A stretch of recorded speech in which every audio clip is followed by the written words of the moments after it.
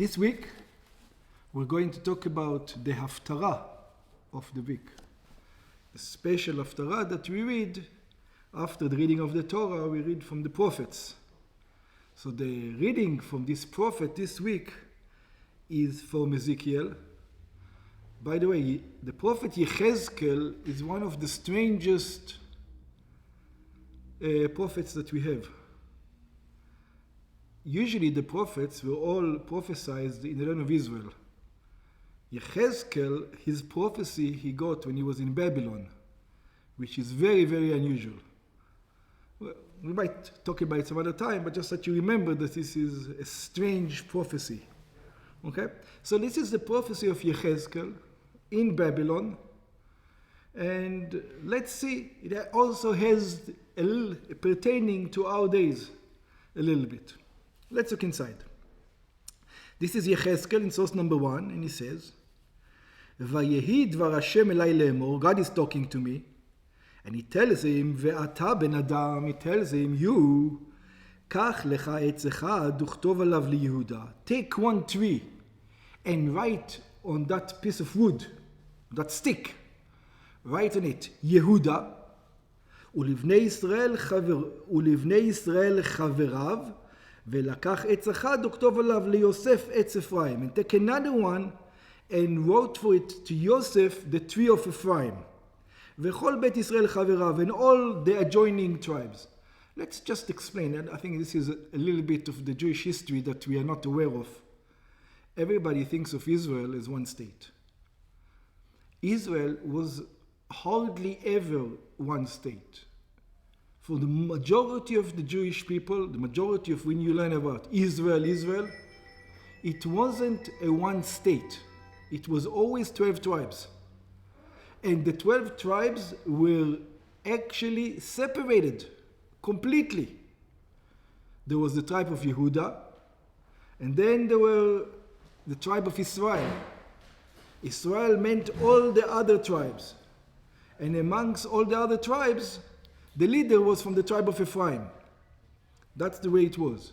And it was such an extent of separation that the people of Israel never came to the temple.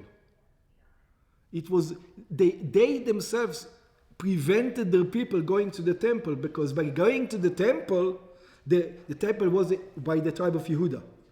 Yeah? By going to the temple, they're admitting that they are the leader, so-called. So for political reasons, you had 10 tribes throughout the majority of Jewish life who never went to the temple.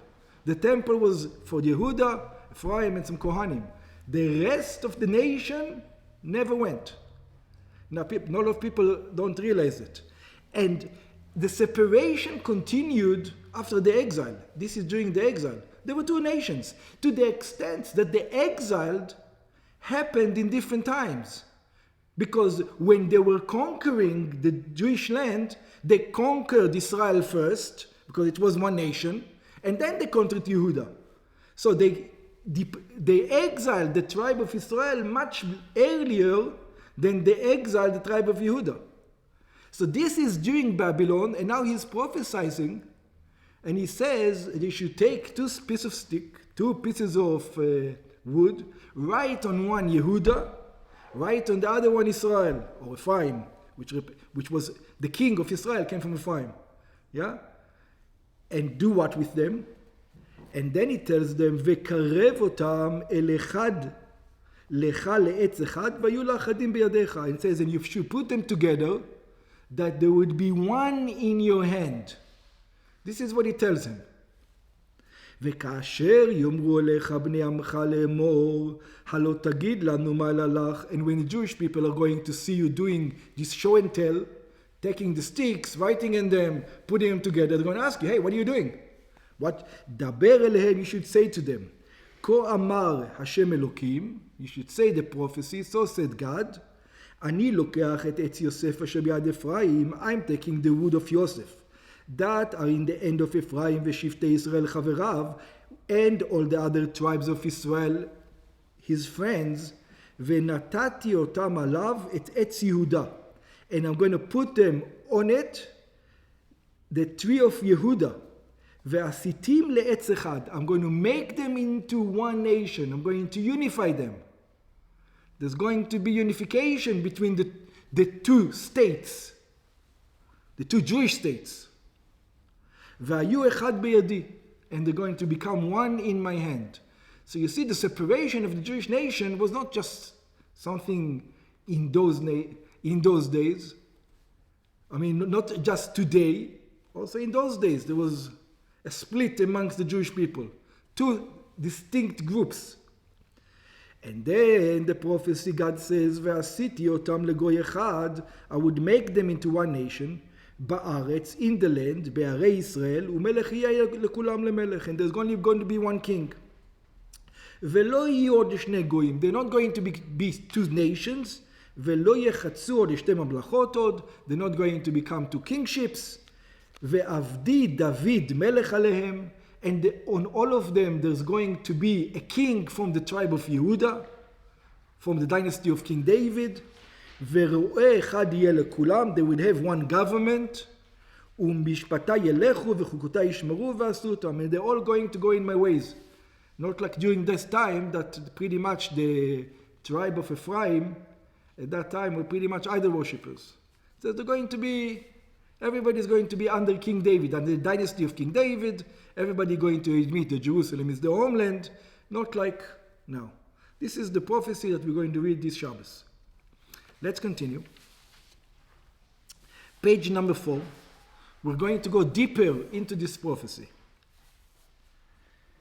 בהפטרת פרשתנו מסופר שהקדוש ברוך הוא אמר ליחזקאל הנביא. Over here, God comes to Yechezkel and tell him, go prophesize. את ייחוד העם היהודי. What's the prophecy? The unification of the Jewish nation. הגם שאז היו מחולקים לשתי חלוקות, יהודה ויוסף. At that time, they were divided into the two kingships of Yehuda and Yosef. שהיו שתי ממלכות נפרדות. There were two different countries. ולכל אחד היה מלך בפני עצמו. Each one had a king on his own. ובאופן שהיו מנגדים זה לזה. And the kings were at constant war. There were fights between the two states. Yeah? It wasn't a nice relationship between the two states.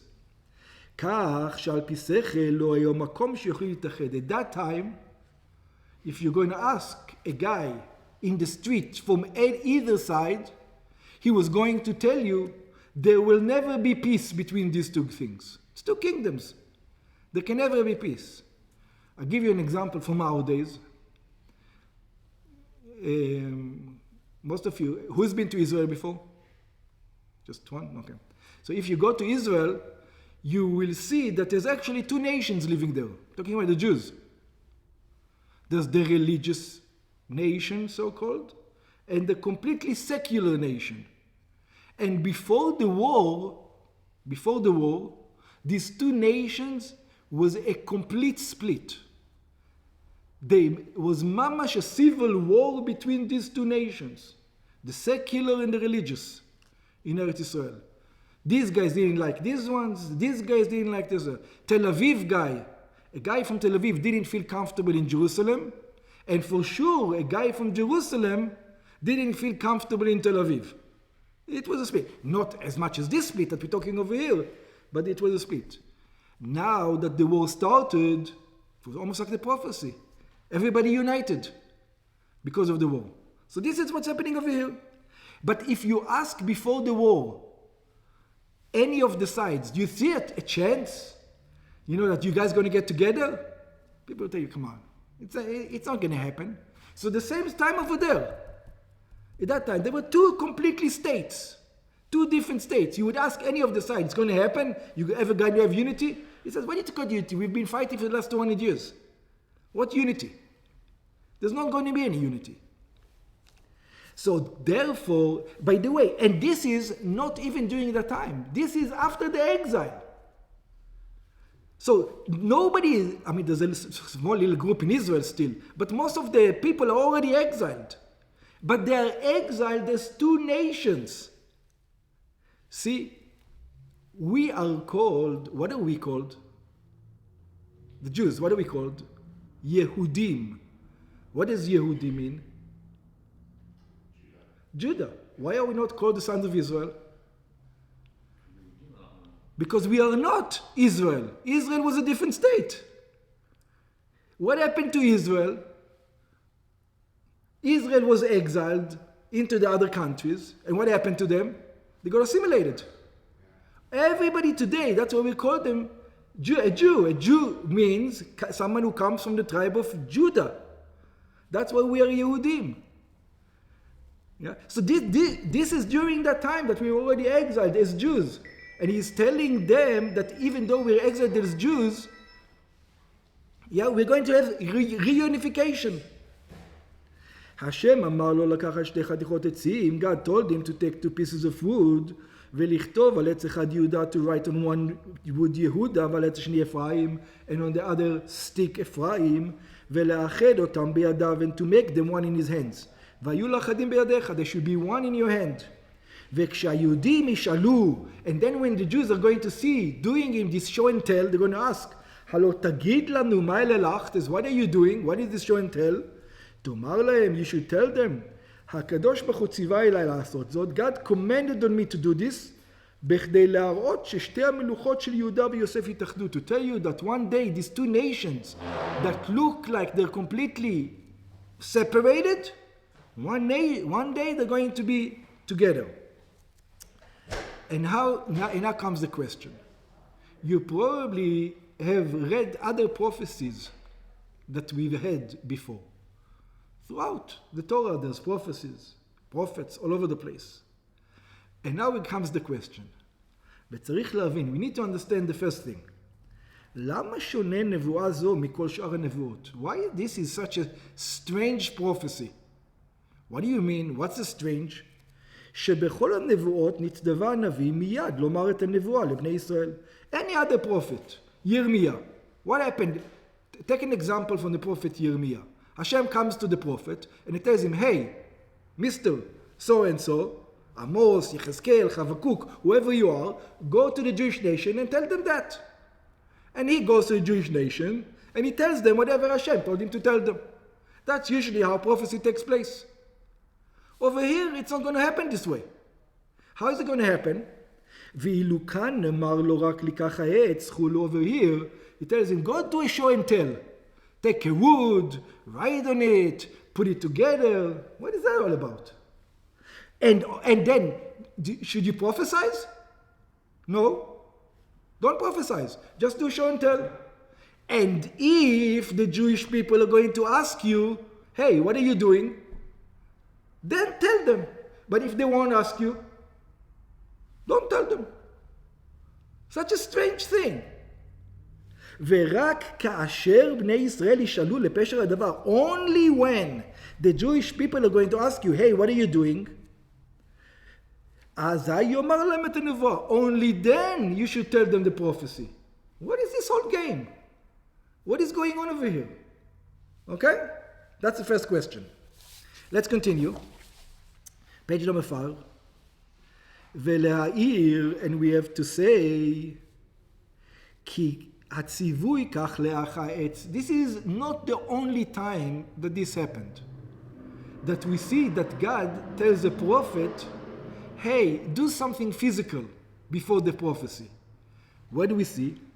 כשלעצמו מצינו דוגמתו בכמה וכמה נבואות שהקדוש ברוך הוא ציווה לנביא לעשות איזו פעולה. It's not the first time, because there are many occurrences where God comes and he tells the prophet to do something physical. Not necessarily at the time of the prophecy that he's prophesying or for the prophecy, but he tells him to do something physical. For example, כדי שתהיה אחיזה בגשמיות. Why do you need to have something physical? Because a prophecy is theoretical. And when a prophecy is theoretical, it can stay in the theoretical world.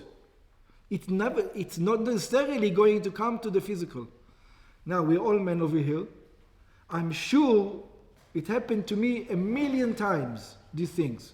When somebody, I read in the newspaper that somebody invented this and this and this and that, I tell my wife, you remember I told you 20 years ago, we need this. Ever happened to you? What's the difference between us and between the guy who actually invented it? Yeah. By us, it's only theory. Yeah. By him, it went down in the physical world. Now, practically, how do you know it comes down into the physical world? If you open the bank account and you put money in the bank account, well, I'll take you seriously. Until then, this is only theory. The same thing with prophecy. A prophecy can stay true in the theoretical world. But in order to come down into the physical world, you need to combine it with the physicality. You need to combine it with the bank account. You need to put money in the bank account. You need to spend the money. So God tells the prophet, don't just say a prophecy out there in theoretical world. I want it to have some hold in the physical world. So in other words, I want you to open a bank account to make it real. So by giving him physical instruction, it's like opening a bank account to make it actually real, not just theoretical. Okay? וכידוע, like it is known, שהנבואה מצד עצמה יכולה להישאר ברוחניות בלבד, because the prophecy on its own can remain on the spiritual world, מבלי שתומשך לבטה בגשמיות, without it coming down into the physical world. וזוהי התועלת שבעשיית פעולה גשמית בקשר לנבואה. This is why God asked the prophet to do something physical, שאז יש לנבואה אחיזה בגשמיות, because then the prophecy comes down into the physical world. ועל ידי זה מבטיחים שהנבואה תומשך למטה בגשמיות. And this is how you encourage the prophecy to come down into the real physical world. Okay, we have an explanation of this in Nachmanides, in the Ramban. So let's read the explanation of the Ramban on it, so that we'll have a deeper understanding. Veda, the Ramban says, you should know, כי על גזירת עירין, there's a decree up in heaven, up in the spiritual world. כאשר תצא מכוח גזירה אל פועל דמיון, תהיה הגזירה מתקיימת על כל פנים. In order to have effect on the physical world, not only in the spiritual world, ולכן יעשו הנביאים מעשה בנבואות. Therefore you see that the prophets didn't only prophesize in speech, they actually did a physical act together with their prophecies. They didn't just, in order for it not to remain within the spiritual realms. כמאמר ירמיהו שציווה לברוך, this is as an example of Yirmiyahu that commanded his disciple Baruch. Let's look at the prophet Yirmiyahu, what he did with the Baruch. We're going to read this quickly, because it's a long one, it's got not, but I'm going to read it quickly.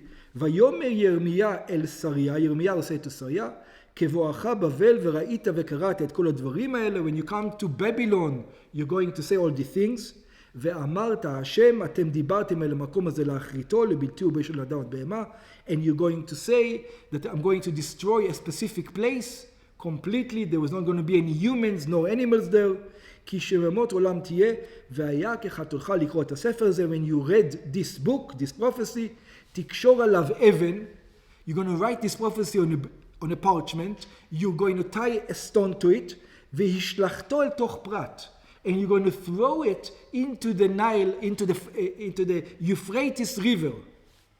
ואמרת, and you should say, ככה תשקע בבבל ולא תקום. It says, this is how Bavel is going to sink and it will never rise.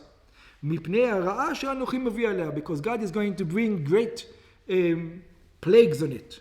וכן עניין אלישע בהניחה זרוע על הקשת. And we see similar things with Elisha the prophet. When he was prophesying, he prophesied through a bow and arrow. He did something with a bow and arrow. Let's see. ויאמר לו אלישע, אלישע told him, קח קשת וחיצים, ויקח עליו קשת וחיצים, he take a bow and arrows, ויאמר למלך ישראל, and he said to the king of Israel, הרכב ידך על הקשת, it says, put your hand on the bow, וירכב ידו, and he put his hand, וישם אלישע ידו על ידי המלך, and Elisha put his hand on the hand of the king, ויאמר, and he told him, פתח החלון קדמה, he said, open the eastern window, ויפתח, and he opened, ויאמר אלישע ירה ויור, he told him, shoot an arrow, and he shot the arrow, ויאמר חץ תשועה להשם, it says, this is an arrow that is going to be salvation from God, וחץ תשועה בארם, and this is going to give salvation from Aram, the nation of Aram, והכית את ארם באפק עד כלה, and it's going to symbolize us eating or defeating Aram in a place called Afek. Vayomer, and he said, Kach hachitzim vayikach, and then he told the king, take the arrows, and he took. Vayomer lemelech Yisrael, ach arza, and he told to the king of Israel, take the arrows and hit them on the ground. Vayach shalosh pa'amim, he hit it 3 times. Vayamod, and he stopped. Vayikzof alav ish Elokim, and Elisha got mad, became angry. Vayomer la'akot 5 or 6 פעמים, he said he should have hit it 5 or 6 times, not only 3 times. As Ekita ad Aram ad Kaleh, because 5 and 6 times would take to destroy the nation of Aram completely. But you only did 3. ואתה 3 פעמים תכה את Aram. So now you're going to halfway destroy them, not fully destroy them. We see again, prophecies come through what? Through physical actions, not just talk. Right? There's something, and why the physical action? Because you need to put the money in the bank account, like we said. Cannot remain in the spiritual realm. Okay. So the Rebbe says, on page number 7, אומנם מצד עניין זה נוגע שתהיה גם בפעולה דקח לך עץ. So now we see in our case, in the Nevuah, in the prophecy that we read in the beginning, that Yechezkel took a piece of tree, כדי שתהיה אחיזה בגשמיות, so that you can bring it into the bank account. It has to be a bank account, like we said. But it's still a question. אבל עדיין אינו מובן מדוע היה ציווי על הפעולה דקח לך עץ בלבד ורק השם לישראל שלחו מעליך אזי יאמר לתוך הנבואה. But you know what's not understood? In all the other places there wasn't a show and tell. And the people didn't come and ask, hey, what are you doing? The prophecy came through physical means. Over here, there's going to be a prophecy of show and tell. And if the people will ask, what are you doing? Then give them the prophecy. That's the strange part. It wasn't so strange that it is in the physical things. It was strange that after the show and tell, only then the people would ask, and only then he would tell them. As you're doing the show and tell, explain what you're doing. Like in all the other prophecies. That's our question. So far, so good? Let's continue. עניין זה בולט ביותר בנבואה נוספת של יחזקאל. הקשורה עם 10 בטבת שחל בשבוע הזה.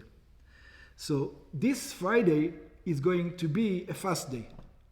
The 10th of Tevet. It is the day where they surrounded Jerusalem. They started the siege on Jerusalem, on Jerusalem. This on the 10th of Tevet. And we're going to see during the 10th of Tevet, another thing that most people don't know, most of the people during the destruction of the temple, most of the Jewish nation, do you know where they were? They were not in Israel. They were already exiled. The temple was destroyed after the exile. A long time after, maybe 2 years later. So at that time, you know where all the people were? The people were in Babylon. And you know who was else in Babylon during the destruction? Yechezkel was in Babylon. And God is coming to Yechezkel when he's in Babylon, and he's telling him the temple has been destroyed. This is what we're going to be reading now. So let's look inside. Source number 3. Vayehi dvar Hashem elai le'emor.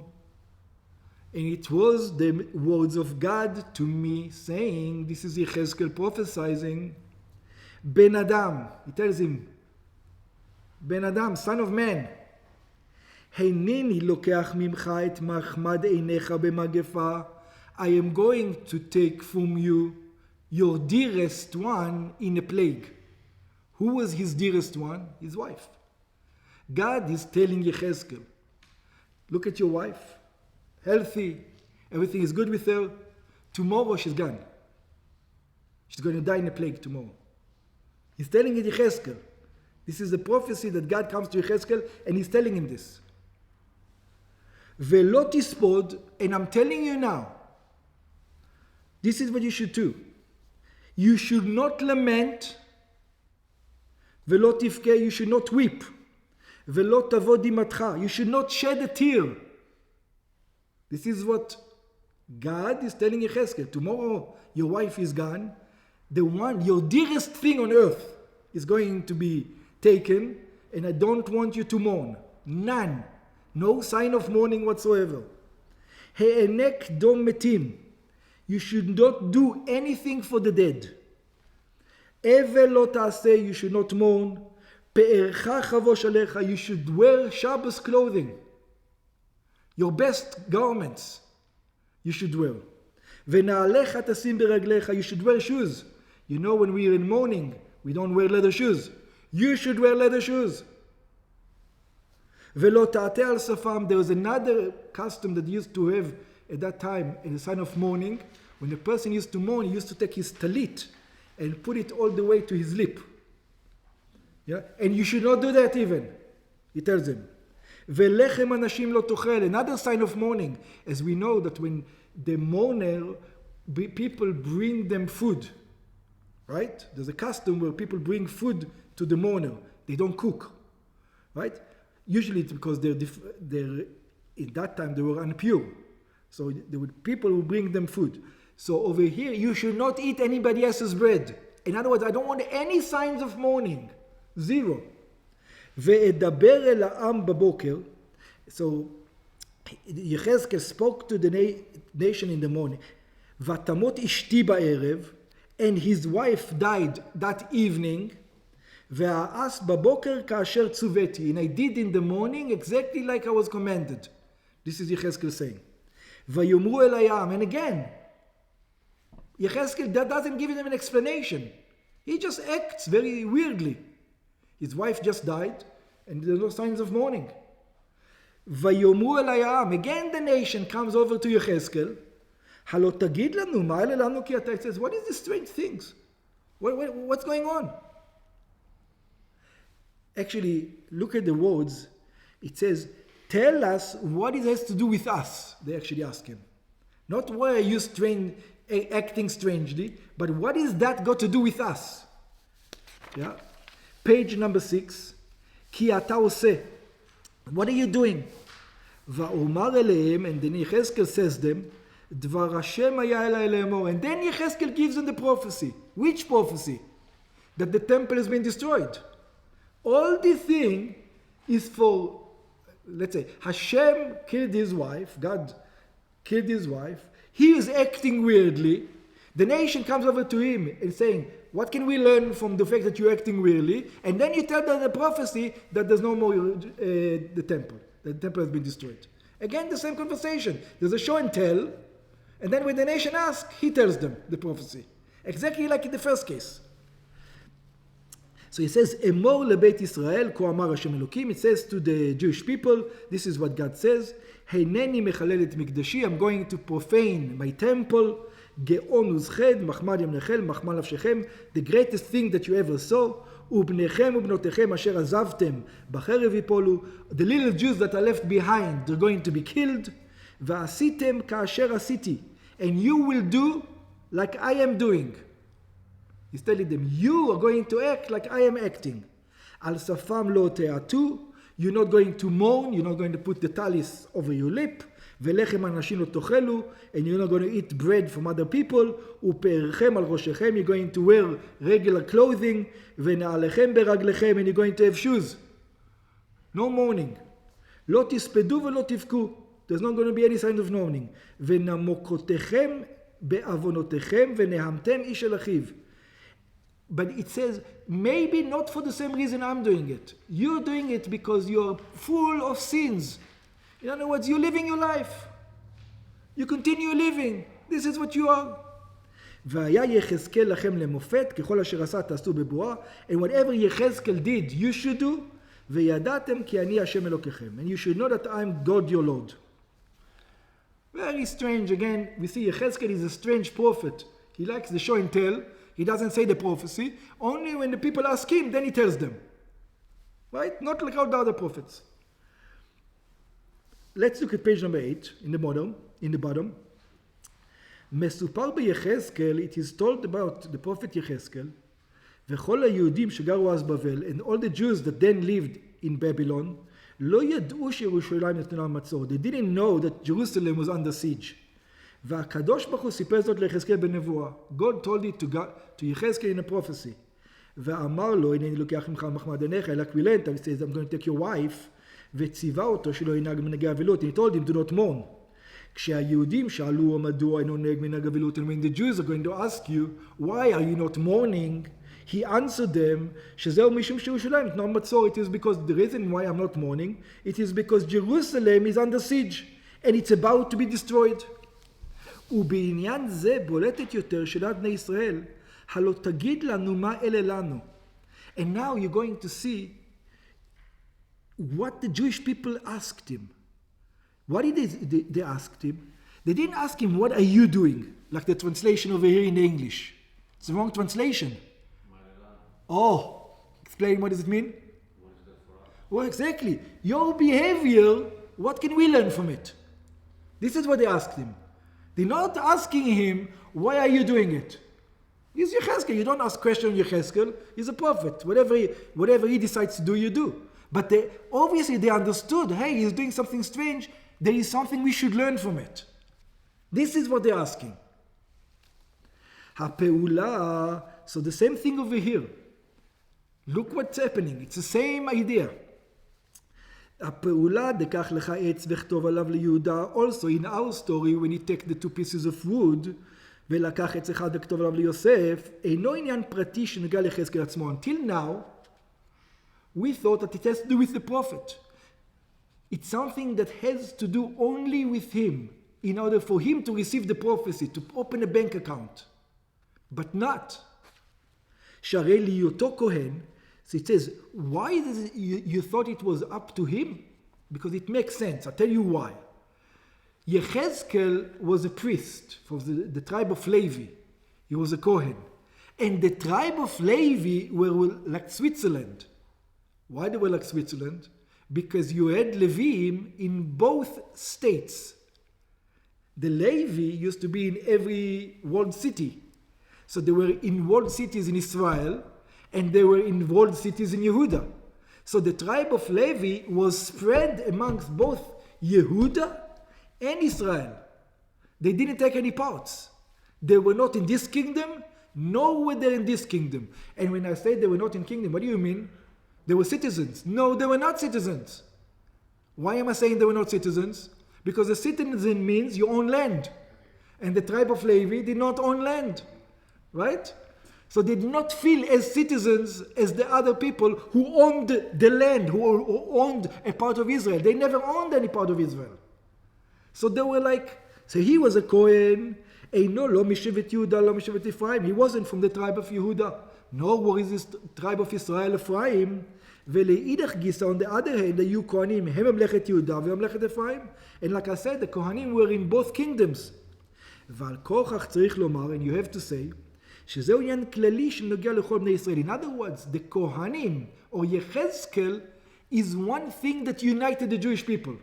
The Levi tribe, they both had, Israel didn't have the temple. Yeah? And the temple did not have the land of Israel. But Kohanim, both Israel and Yehuda had Kohanim in it, had priests in them. ולכן מובנת שאלת בני ישראל, and now it's understood the question of the Jewish people, הלא תגיד לנו מה אלה לך. It says, they're telling him, I know you're acting in a certain manner, but what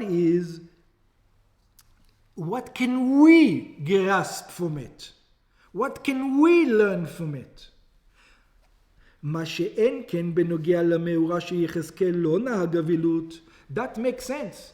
Because the people realize it's something that has to do with whom? With them. It's not a prophecy about him. It's a prophecy about whom? About them. He's prophesied for whom? For them. Why? Because the story was about them.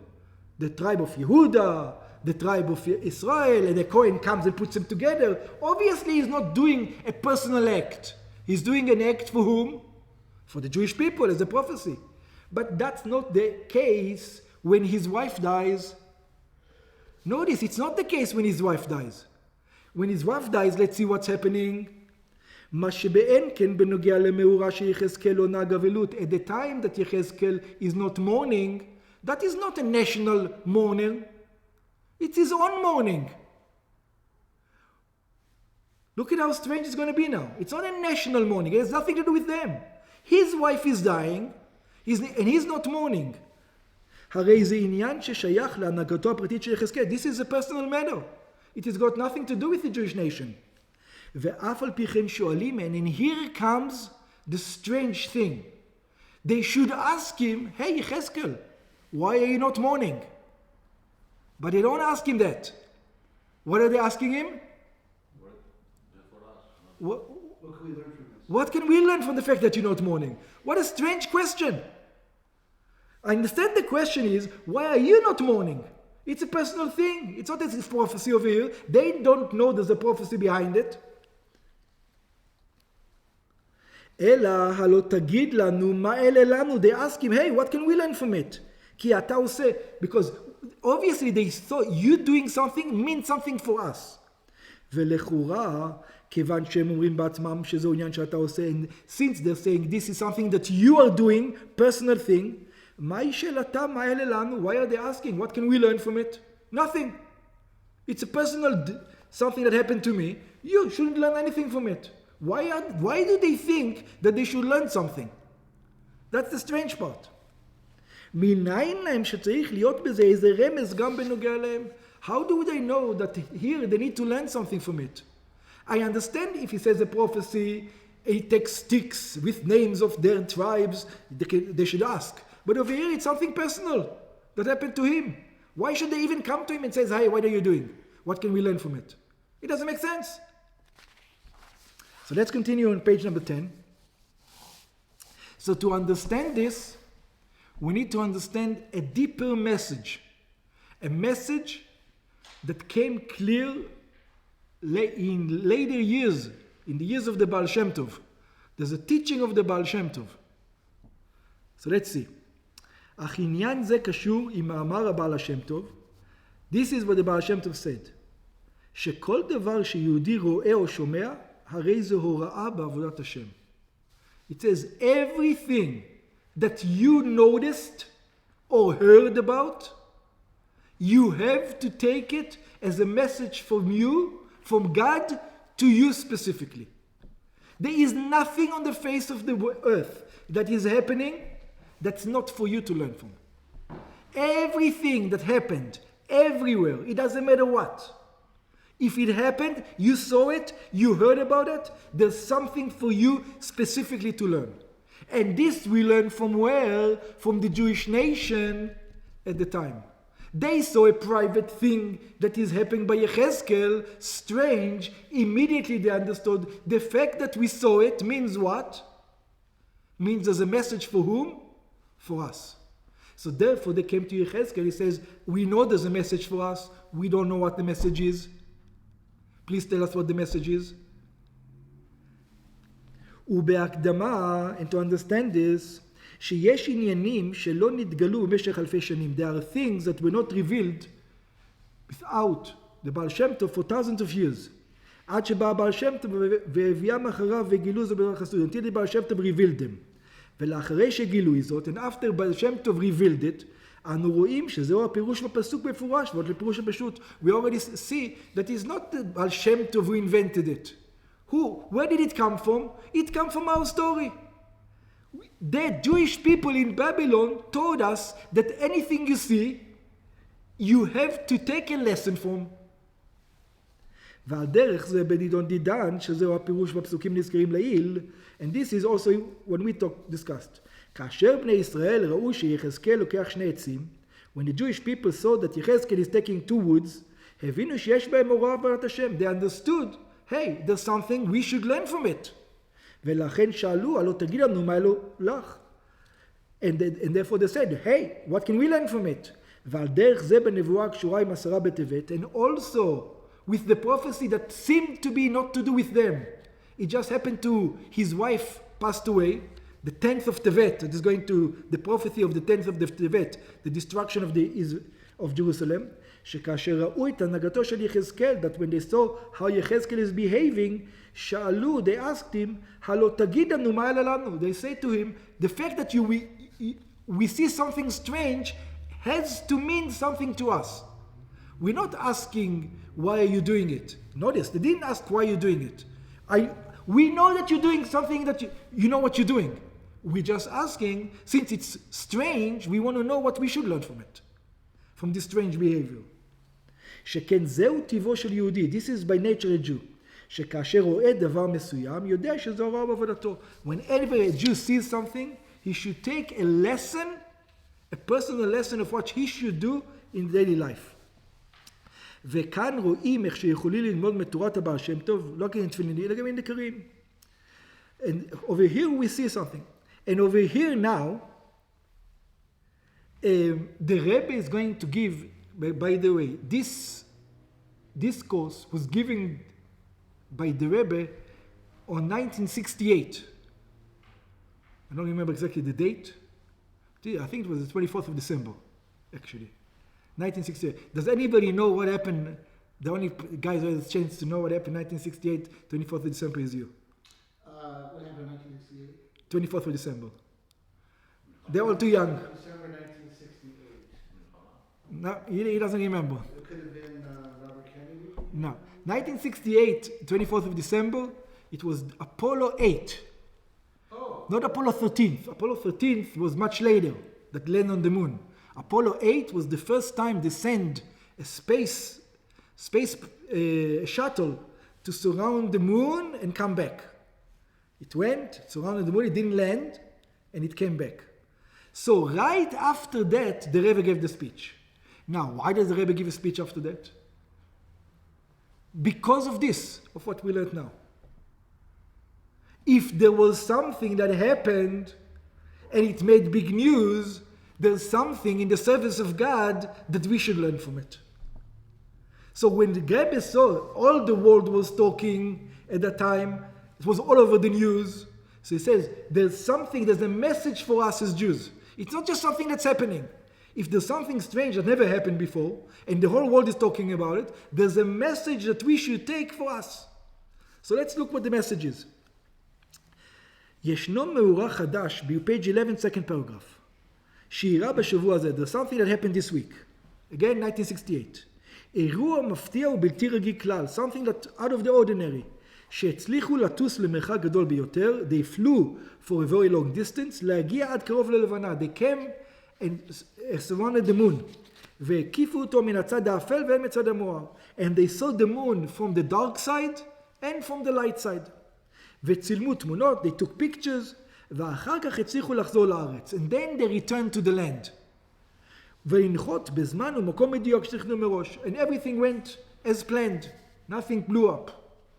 Because remember, before Apollo 8, they tried it a couple of times, and it didn't work.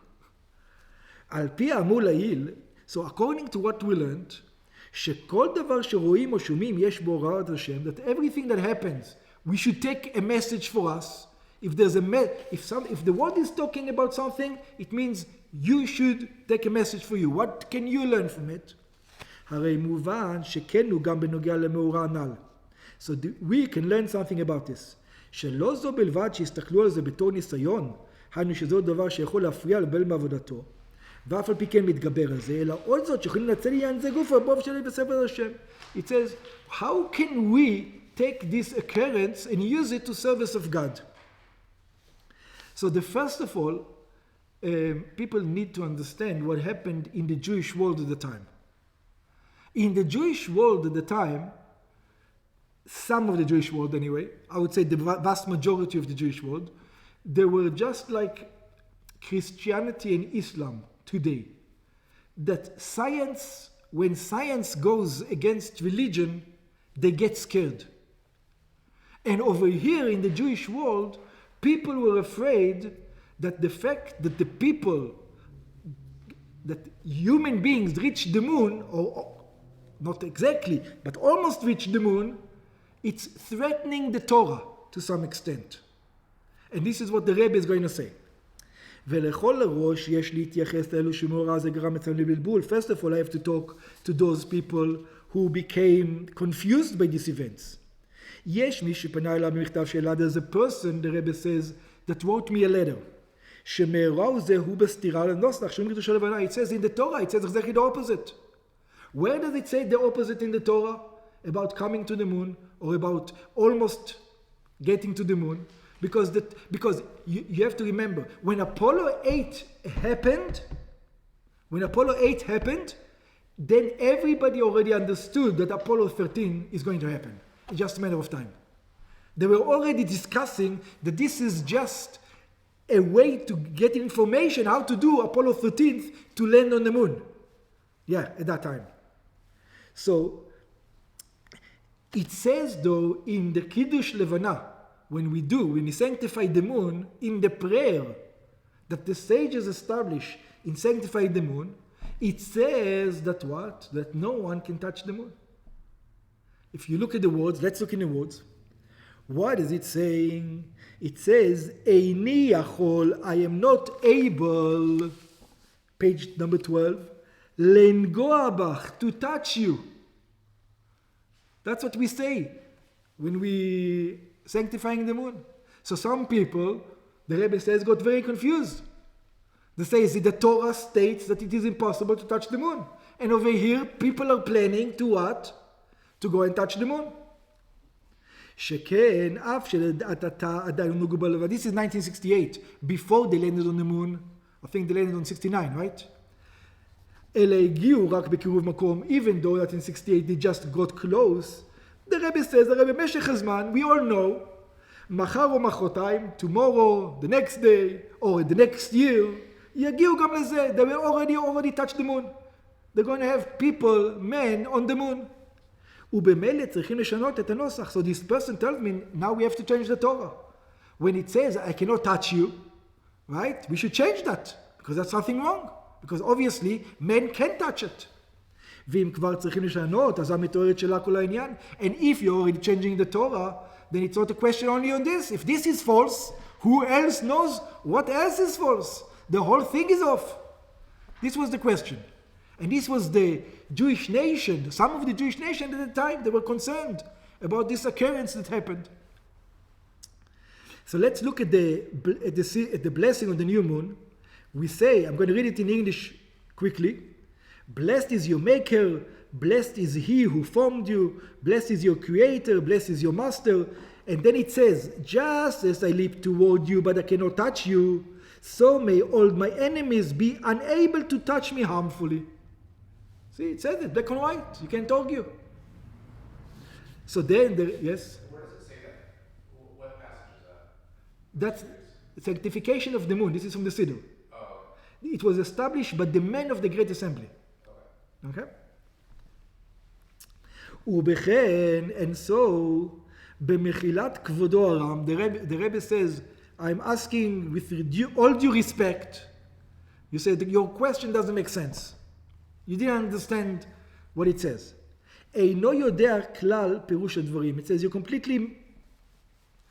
completely confused. The Rebbe tells. לא נאמר כאן שאין יכולת לאדם לנגוע בלבנה. We don't say over here by the sages that a person cannot touch the moon. אלא הפסקה איני יכול לנגוע בחד, but when we say this statement, I cannot touch you, היא בהמשך is an extension. It's after another verse that we say. What do we say in the previous verse? It says, כשם שאני רוקד כנגדך, just like I am dancing against you, opposite you, ואיני יכול לנגוע בך, and I cannot touch you, היינו, which means, שבשעה שאני רוקד כנגדך, at the time that we stand down here on earth, and you're dancing down here, are you able to touch the moon? Obviously you can't. איני יכול לנגוע בך ידי רקידה הזו, I cannot touch you by dancing over here. וברור הדבר, and it is obvious שגם אתה, that also now, after man has been on the moon, שכאשר יהודי זקן מדלג שלושה דילוגים בית קידוש לבנה, when there's an old Jew who dances around 3 times at the time he's sanctifying the moon, he still cannot touch it. That's what it means. It doesn't change. It doesn't say that you can never, that no man can be on the moon. It says just like me down here cannot touch you while dancing. So, the same thing. ואם כן, שאלת נלי אמרצו, so therefore your question, it tells the person, doesn't make sense. ולא עוד אלא שיפך גם הפך השכל. It's against logic. לא מצינו בשום מקום שאין ביכולת האדם להגיע ללבנה. We didn't find in any place that human beings can never reach the moon, or even stars that are further away from it. So the question is, see, until this time, just like Christianity, some forms of Christianity, Christianity is afraid of science. There are some things in science that Christianity is afraid for. In other words, let's put it this way. A very devout Christian, it will be very hard to find, let's put it this way, a very devout Christian and a very devout scientist at the same time, in the same man. You don't find many of those. On the other hand, you would find many very devout Jews, and the same man, he's also a devout scientist. Judaism doesn't look at science as going opposite the Torah, like the Christians sometimes do. Okay. אבל באמת, the Rebbe continues, לא די בכך שמתייחלים לזה בתור ניסיון שצריך להתגבר עליו, אלא יכולים וצריכים לנצל את זה ויגוף אליו את השם. It says, not only we need to find the message from us in all these things. So the Rebbe says, לאחרי מאורע זה, after this thing, יכולה להיות ההתבוננות במה רבו מעשיך השם.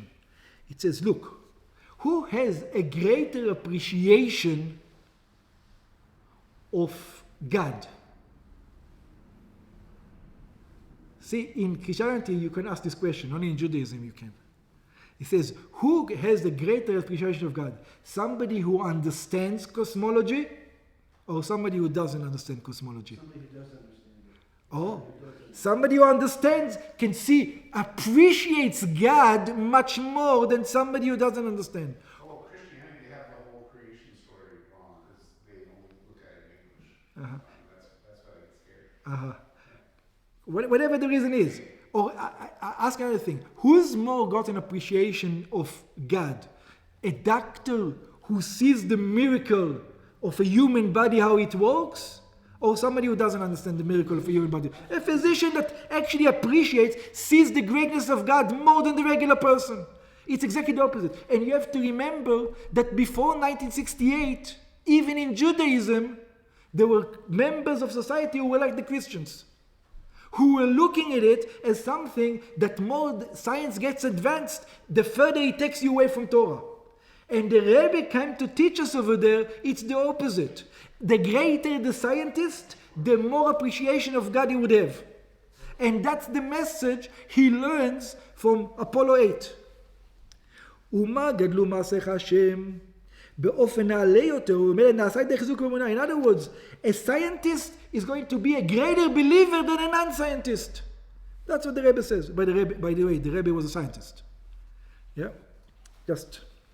וכללות העניין בזה, שכל שנתווסף במה רבו מעשיך השם, and comes that the more people understand science, the most appreciate the wonderments of God, ומה גדלו מעשיך השם, נתווסף יותר בהכרת גדולתו של הקדוש ברוך הוא. They recognize God even more.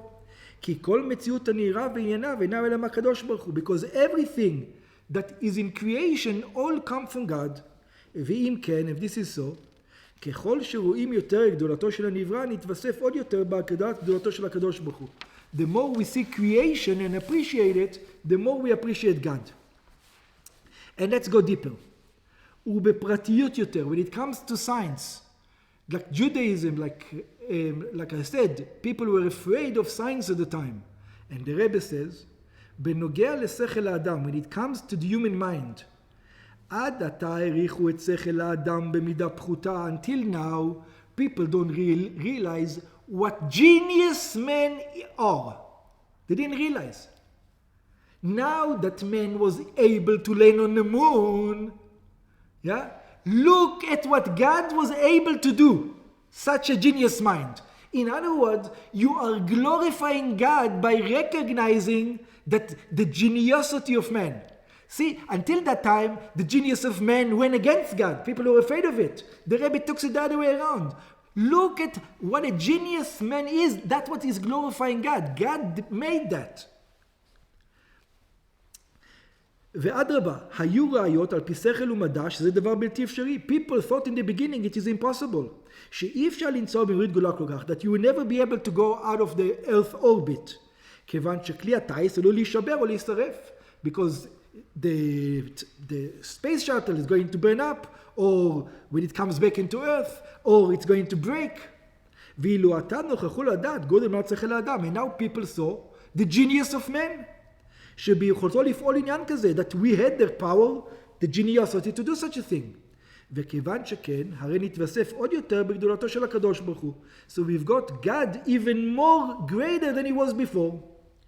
בנוגע לעניין שבו מתבוננים כגדולת השם, so in order to see this, כתיב, שאו מרום עיניכם וראו מברא אלה. Even the Rambam says, it says, lift up your skies to the heaven, and then you're going to appreciate God. In other words, the more you lift up your eyes to the heaven, the more you'll understand about the stars, the more godliness you will see. וכיוון שאתה נעשה עניין דשאו מרום עיניכם, and Rebbe says, now since the entire world is looking up at the heavens, באופן נעלה יותר, in other words, they look at heaven in a more profound way than they did until 1968, הרי גם העניין דראו מברא אלה הוא באופן נעלה יותר. Then they realize that the one who created the heavens and the earth is even greater. או כמו שכתב הרמב"ם, just like the Rambam wrote, האח היא הדרך לאהבתו, how is the way to love God, בשעה שהתבונן האדם במעשיו וברואיו הנפלאים והגדולים, when a person is going to become a scientist. This is what the Rambam says. The greater the scientist, you're going to see the miracles of nature, ויראה מהם חוכמתו שאין ערך לו קץ. The more God you will be able to see in it.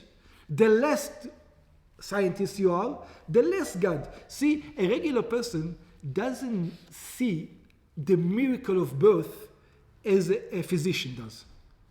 Yeah, he sees, a dog gives birth, a woman gives birth. It's almost the same. He doesn't even think about it. A physician that is aware of everything that is happening in the body, his mind gets blown. How can it even be? He can't comprehend it. His God is much greater to be able to do such a thing. A regular person doesn't understand what's going on. In other words, the greater the scientist, the more appreciation of God he would have. וכמובן בדרשי חסידות, שככל שמבינים יותר בגדולת מעלת הבריאה, it says, the more you understand about creation, כמודגש גם הריבוי עד לאלפי אלפים וריבו רבבות, אז רואים יותר את העין ארוך והגדול שלו. The more you appreciate creation, you understand creation, the more you'll appreciate God. שאפשר להשיג זאת באפשרת השלילה, וכפי שרואים במוחש, and just like we see over here, שאינו דומה מלך על מדינה קטנה למלך על מדינה גדולה, that the king of Switzerland cannot be compared to the king of America. Because Switzerland is a small country and America is a big country. You know, it's much more impressive, the king of America than the king of Switzerland. Or the king of Russia, if you want to say. Yeah? Switzerland is a tiny country. It's not so impressive. But the flag is a big plus. שמעלתו גדולה הרבה יותר, that the bigger country you have, the country means science, the physical world, the more you appreciate the physical world, the greater you appreciate God's country, the greater God becomes.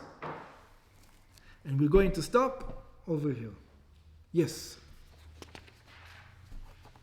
What was the message from Ezekiel to the people by not mourning? What was the people said, what are you trying to show us? And what was he trying to show them? He was trying to show them that because of your sins, you're not even going to know the time to do it. You're not going, just like I'm not mourning for my wife. I'm not mourning for my wife because my God told me not to. You would never know when it's actually happening. You're too far away. You don't even know. It says, I knew when my wife was taken. My wife was taken this morning or last night. You will never know when Jerusalem is going to be destroyed. This is the beginning now, the 10th of Tevet. But the day it's going to happen, you're not going to be in Israel to know about it. You know where you're going to be? You're going to be here. And just like now, I'm not mourning for my wife, You're not going to be what? You're not going to be mourning for Israel. Why? Because of your sins and your inequities. That is the message. You have no connection to God. You don't mourn for God. It doesn't bother you. I know you think you look at me as if it's strange. Why are you not mourning? What can we learn from it? You learn from it that you're not going to be mourning. Yeah, you're going to be just as strange. Yeah? That's the message. Got it. But the idea behind it that we have to take, that everything that happened, that you see or you hear in your life, it's a message for you. It's not just something, especially if it's a big thing that happens. The entire world is talking about it. It's a message for you specifically to behave in a certain manner. And if you can't find one, you have to search for one. What is the message for me? Why did I experience it? Why did I have to? I'll tell you a story. There was once a woman who wrote to the Rebbe. You probably see it now on the internet, but it used to be in a letter that people used to send a letter, and you send it to a person. He says, if you're going to send the letter to 10 people, good things are going to happen to you. Right? You've ever heard about this letter, these chain letters? Yeah. And if you're not going to send it, bad things are going to happen. If you're going to send it to 10 more people, good things are going to happen to you. That was the letter. So the Rebbe got such a letter from somebody. Right? So the Rebbe laughed. Such a thing. And then the Rebbe said, you know what? Since I received it, what does it mean? I saw something. It means I should, if it happened, it means there's a message for me. You cannot just say, it didn't happen. So what did the Rebbe do?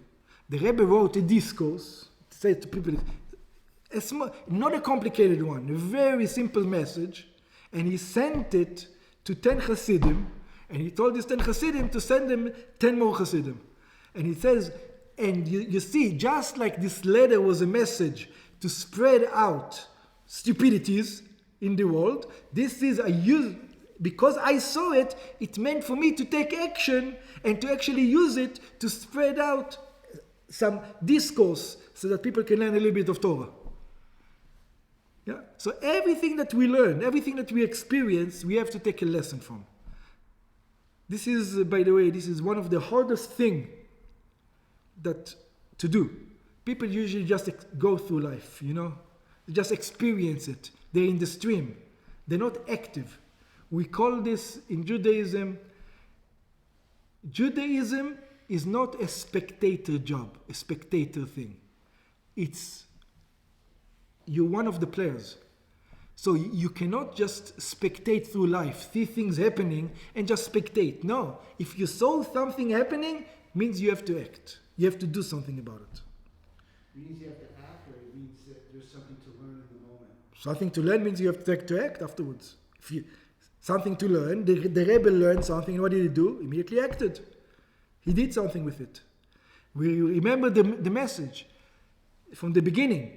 The message in the beginning, don't remain in the spiritual realm. You have to bring it down into the physical world.